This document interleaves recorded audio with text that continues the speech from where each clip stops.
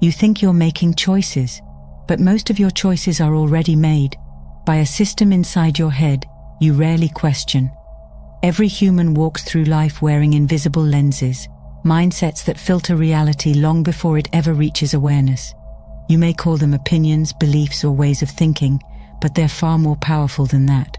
They are the architects of perception. They dictate not just what you see, but how you see it. And when these mindsets go unchecked, they quietly build the walls of your own prison. You feel certain about your goals, your emotions, even your failures, yet all of them stem from unseen patterns shaping every decision. They tell you what's possible and what's not. They whisper, "Be realistic," when your soul wants to take risks. They reward comfort and punish curiosity. And so, without realizing it, you live a life directed by mindsets you never consciously chose. You begin to exist, rather than live, running on autopilot, chasing definitions of success inherited from others. Awareness changes everything. Once you see that your thoughts are not facts but filters, you begin to awaken from the trance. The mind that once controlled you becomes something you can shape. Every belief, every reaction, every emotion starts revealing its origin. You start to ask, who programmed these patterns? Why do I respond this way? That question marks the beginning of freedom. Yet awareness alone isn't enough. The moment you see your mindset for what it is, another challenge appears: transformation. The destructive patterns will not vanish through willpower alone. They feed on certainty and fear, and to starve them, you must step into uncertainty. You must adopt a new orientation toward life, one that replaces control with curiosity. That new way is what philosophers, scientists, and mystics alike have called the experimental mindset. A way of thinking that dissolves rigidity, breaks cycles of destruction, and returns your mind to its natural state, fluid, adaptive, alive. You've already seen how destructive mindsets operate in the shadows, quietly shaping your reality. To break free, you need more than awareness. You need a new way of navigating life. That's where the shift from linear thinking to experimental living becomes essential, because a destructive mindset feeds on rigid expectations, and rigidity thrives in a linear model of life. Linear thinking tells you that life is a straight road. Follow the milestones, tick the boxes, climb the ladders. It promises stability, but delivers repetition. And repetition without purpose breeds emptiness. You start believing that success means reaching a finish line, when in truth, there is no finish line. That illusion creates burnout, comparison, and frustration, the perfect soil for destructive patterns to grow. Cynicism thrives when promises of happiness fail. Escapism grows when the path feels suffocating. Perfectionism hardens when the ladder seems endless. When you step into experimental living, you disrupt that cycle. Instead of asking, "What's the next step on the path everyone else is walking?" you ask, "What can I discover if I try something new?" This subtle change weakens the grip of destructive mindsets. Suddenly, failure is no longer proof that you're unworthy, it's simply information. Delay is no longer defeat, it's feedback. Curiosity, once suppressed, begins to expand again. And ambition, once chained to external outcomes, is reconnected to growth and meaning. Living experimentally doesn't mean rejecting goals. It means redefining your relationship with them. A goal in the linear mindset is a finish line that must be crossed. A goal in the experimental mindset is a question that must be explored. This shift rewires your brain to see possibilities instead of dead ends, data instead of disasters. In that space, cynicism loses its grip, escapism feels less tempting, and perfectionism loses its false authority. You stop chasing certainty and start cultivating growth. To fix a destructive mindset, you must allow yourself to unlearn the script of linear living. The script says, stay on track, stay safe, and don't deviate. The experimental voice whispers something different. Step off the track, explore the unknown, and let curiosity guide you. Once you honor that voice, the destructive loops that once controlled your life begin to break. The cycle ends, not because you forced it, but because you've chosen to live in a system where those mindsets cannot survive. When you begin to live experimentally, you start to notice what has been holding you back all along, your own mental traps. The shift from linear to experimental living reveals how many of your thoughts were never truly yours. They were survival responses, learned reactions, subtle distortions passed down by culture, fear, and self-doubt. To fix a destructive mindset, you must identify these hidden programs. Awareness exposes the architecture of destruction. You see how certain ways of thinking drain your energy, distort your choices, and pull you away from your authentic path. There are 3 dominant traps of the destructive mind: cynicism, escapism, and perfectionism. Each one is a response to fear. Cynicism fears disappointment, escapism fears responsibility, and perfectionism fears imperfection itself. Together they form a triangle of self-sabotage that keeps you from growing. They feel different on the surface, but all 3 serve the same master: avoidance. Avoiding pain, avoiding failure, avoiding vulnerability. The more you avoid, the more disconnected you become from life's natural flow of learning and change. Cynicism is the most corrosive of them all because it poisons curiosity. It convinces you that caring is naive, that trying is pointless. You begin to mock hope, not because you're above it, but because you've been betrayed by it before. Cynicism claims to protect you from disappointment, but in truth, it only guarantees it. It locks you in a loop of self-fulfilling defeat where nothing feels worth attempting. To fix this, you must dare to hope again, not blindly, but consciously. You must allow curiosity to coexist with wisdom, to see possibility even in imperfection. Escapism, on the other hand, wears the mask of peace. It tells you that rest is healing, but it quietly transforms rest into avoidance. You distract yourself, dream about future changes, but never engage with the present moment. You escape not because you are lazy, but because you fear failure. True freedom begins when you stop running from discomfort and instead learn from it. To fix this pattern, reconnect curiosity with action.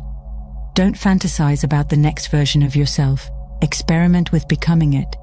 Even the smallest act of movement begins to dismantle the escapist illusion. Then there is perfectionism, the most deceptive of the 3. It pretends to be discipline, but it's built on fear. It tells you that happiness comes after perfection, that you must first become flawless to deserve peace. Perfectionism traps you in endless cycles of almost there. You overthink, overwork, and overlook the beauty of progress. The key to breaking this trap is humility, the willingness to be imperfect and to learn publicly. An experimental mindset thrives on imperfection because mistakes are data, not failures. When you accept that, the destructive mind begins to heal. You no longer fear being wrong, you fear stagnation instead. Fixing your destructive mindset means rebalancing these 3 forces. You restore curiosity where cynicism once ruled, awaken ambition where escapism once numbed, and replace perfection with progress. You don't need to destroy these parts of yourself. They're not enemies, just outdated defenses. Once you understand them, you can transform them into wisdom. Cynicism becomes discernment, escapism becomes imagination, perfectionism becomes devotion, and with that, your mind shifts from destruction to creation, from surviving life to consciously shaping it.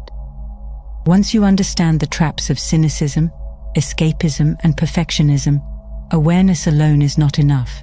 You must apply it. Knowing your patterns is only half the work. Transforming them requires movement. The destructive mindset thrives in stagnation. It feeds on overthinking, self-criticism, and endless waiting for the right time. That's why the antidote lies in experimentation. Designing small, conscious experiments allows you to interrupt old patterns while building new neural pathways for growth. You stop theorizing about change and begin embodying it. Think of experimentation as the art of sacred curiosity in motion. Instead of striving for control, you learn through experience. Rather than declaring, "I'll change forever," you say, "I'll test this for now." That mindset removes pressure and invites playfulness back into self-development. You begin to see yourself as both scientist and subject, observing, adjusting, learning. Each experiment becomes a mirror that reflects how your mind reacts to novelty, discomfort, and uncertainty. It's not about success or failure, it's about gathering data on who you are becoming. A powerful way to begin is by creating what can be called a pact, a conscious commitment to an action for a defined period. You don't need grand gestures or complex goals.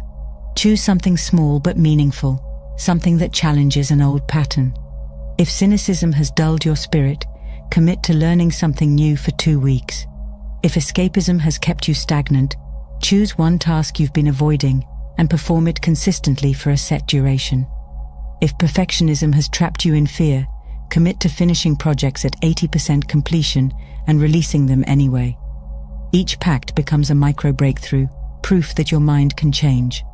A pact follows 4 principles. It must be purposeful, actionable, continuous, and trackable. Purposeful means it matters to your growth. It touches something sacred within you. Actionable means it can be done now, without external resources. Continuous means it's repeated regularly for the chosen duration. And trackable means you simply record whether you did it or not. You don't measure success with metrics or achievements. You measure it by presence. Did you show up for yourself today? That's all that matters, because consistency, not intensity, rewires the mind. Through these small experiments, you begin to disarm your destructive patterns. You prove to your subconscious that change is safe. You show your nervous system that failure isn't fatal, it's feedback. You retrain your brain to see effort as exploration rather than judgment. Each experiment turns resistance into curiosity and fear into data. Over time, these micro-experiments accumulate into transformation. The destructive mindset begins to lose its structure because its foundation, fear of the unknown, has been replaced by trust in discovery.